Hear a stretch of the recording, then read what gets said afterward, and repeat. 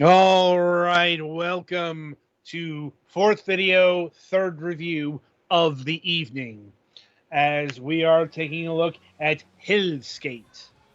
Um, yes, it is weird that we've just featured back-to-back games with the Norse concept of hell. Um, it was weird when I first got both codes at the same time. Um, that being said, this is a very different game than Hordes of Hill. Because Helskate is a skateboarding action roguelike. Grind, perform tricks, and chain combos to power up your attacks to slay the monsters of Vertheim. Get it? Yes. Yeah, it's from that part of Norse mythology where they have concrete half pipes. Mm, yes. Combine unique weapons and gear to suit your playstyle as you fight, die, and upgrade your abilities to come back to this labyrinth over and over again. So, geez, where to start with this thing? Oh, I know, because you can see on screen right here, um, and you might be getting a certain image in your mind of how this game is going to be playing. I'm sure the words Tony Hawk are floating through your brain right now. And that is very understandable because in this tutorial section, it gives you a very big Tony Hawk impression, doesn't it, Petty? Yeah. You know, you're doing very, let's say, Tony Hawk things. You're doing ollies. You're grinding. Um, Later on, you'll be doing kick flips. You know, skating tricks for score.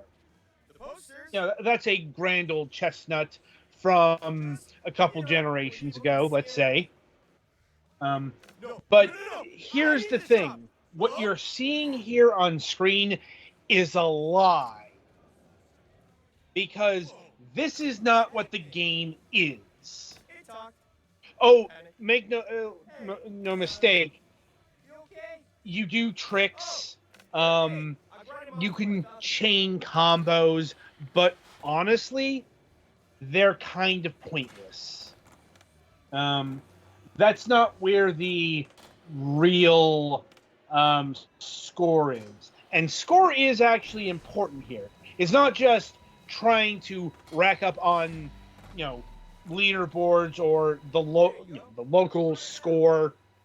That is something I did back in college days with my roommates.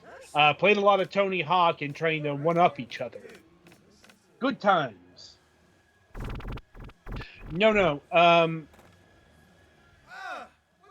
One of the main ways to get actual score, like it says the 2000, like, so here's the problem with the trick system. It pays out like peanuts. Like, even in combos, you're going to be like getting 4 or 12 or what have you. The trick there is to actually get later on stickers that'll upgrade, or books that'll upgrade your tricks to make them worth a damn. That's not really what this game's focusing on. Fortunately, the intro here is actually kind of lengthy because your main task is to complete quests for score, and like the guy's gonna get into it, like getting the skate here, which is another thing that is very Tony Hawkish. You know, collecting objects in a level. Specifically, Tony Hawk 1 with the videotapes. Anyone else remember that? Yeah. But that's not where the bread and butter is. And it's in the, like, you might have missed it with the marketing materials, but it's in words like power up attacks, unique weapons. You know, what are these words doing in a skateboarding game? And the answer is because this is a combat game masquerading as a skateboarding title. It doesn't reveal itself until you get through the fucking tutorial.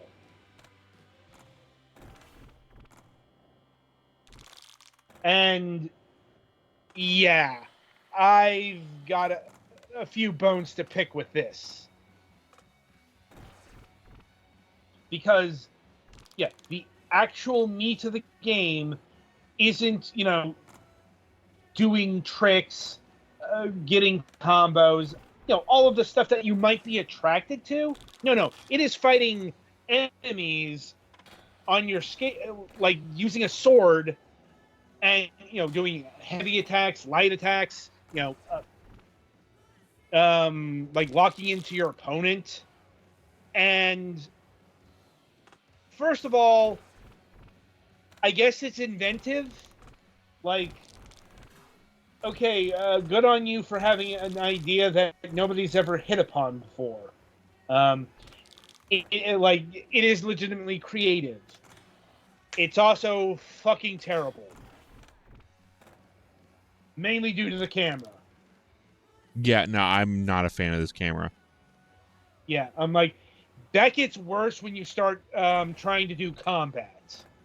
Like, in fact, that's what got me to quit the game, because the camera was twitching out so much that I couldn't stand it anymore.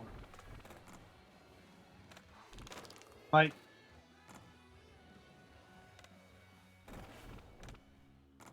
and like I said, now here's the thing: the actual skating in this game, camera aside, is actually really fucking fun. Like, and not just because it was reminding me of early Tony Hawk games. Like, it's a legitimately good skating game in its own right. Like, if the skating was actually worth a damn at the basic level, I'd actually say this would be a sweetheart recommendation, because, yeah, okay, this game was kind of all over the place, say the PlayStation 2 era, and, like 20, 25 years ago. Not so much today. Like, there's not a lot of people who are still trying to ape Tony Hawk in extreme sports. Mm-hmm. That's unfortunate, honestly, because I liked those games. I wasn't super into them, like my roommate was, but still, as a skating game, as a skateboard game, yeah, I liked this. I really liked this. Like, the skating is shockingly smooth, especially since it's running in Unity. At least I presume it's Unity. It looks like a Unity game, if I'm being honest. And yeah, like, this section, this is like peak Tony Hawk here. Like, I was flashing back to, like, Tony Hawk 1's warehouse. What the hell, man? I was just getting started. But it's a lie here, because this is actually a storyline conceit. I will say also, like, I'm not a big fan of the grinding in this game, mainly because it's a little too sensitive for my tastes. It's a bit too easy to, knock yourself off the grind, especially, like, trying to adjust the analog stick. Mm-hmm. Like, okay, I understand you didn't want to do the magnetic Tony Hawk thing, where you were basically glued to the rails and pool edges and so on and so forth. But it's like, that could have used some rebalancing. And here we go. This is the start of the real game. As you will get familiar with the combat. And yeah, that's another thing. Like, you start doing the skating things even when you're not on the skateboard. Why the fuck does he have a katana? You're about to find out. It's the Viking Age. That explains the laser katanas. So this is where you get most of your points Well- from, fucking fighting these things. Yes, and doing missions like opening up crates and getting Helskate. Do you see why I had contentious issues with this game yet? Yeah. It's like, I'm sorry. This is not what I wanted out of a fucking skateboarding game. I wanted a skateboarding game. Okay, it's cute that you tried something new, but it's like, it didn't come together. I Well, and hated like doing there's the combat. also, I think there's like a free skate mode in the main menu, which that's cool and all. Right. But I'm like, that's not the focus here. Mm-hmm. This is still, this is some kind of combat game on a skateboard. Also, I'm not saying Yeah. that the character the character design here is like bad. It's fine. It's just very Much? edgy Yeah. in a fun way, I guess. That's I one don't way know. of putting it. See, the thing is, if you want to make it just a skating game, you are competing with stuff like Bomber Cyberpunk. So Well, that's a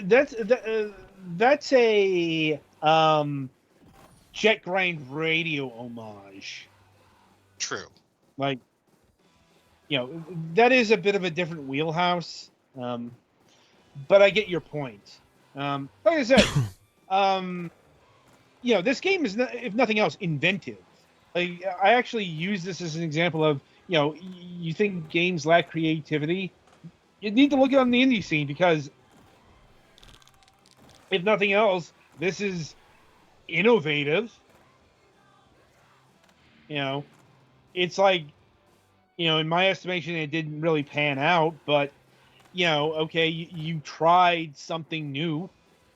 It's like, you tried to get peanut butter and chocolate here, and you got ketchup and ice cream.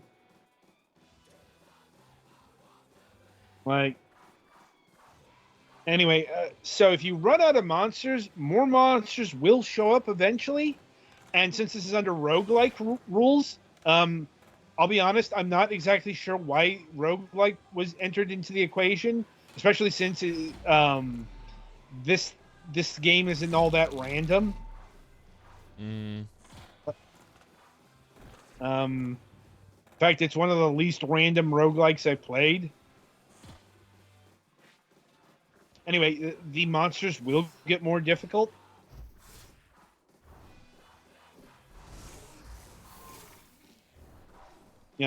Also worth noting is at least my copy was shockingly unpolished. Like, the game legitimately broke on me at least 4 or 5 times. Like, I'm almost wondering if that's because of your graphics card, because I'm seeming to be doing okay other than trying to sort out controls here. it's very possible. I like, that's why I know my copy. But I do have to note that. Right. Still, that wasn't my main issue here. It's just I did not like doing combat on a skateboard because you're always moving. Right. There's no way to stop moving. And like, the game is trying to compensate for that, but it still feels, well, awkward. And combined with the not so great camera, it can make for a bad time. Very much so, yes. Basically, I can respect what you were trying to do here, but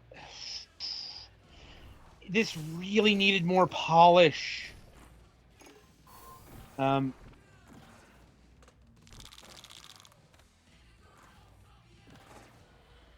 And that's really my big problem with it. Like, probably could have used some more early access dev time.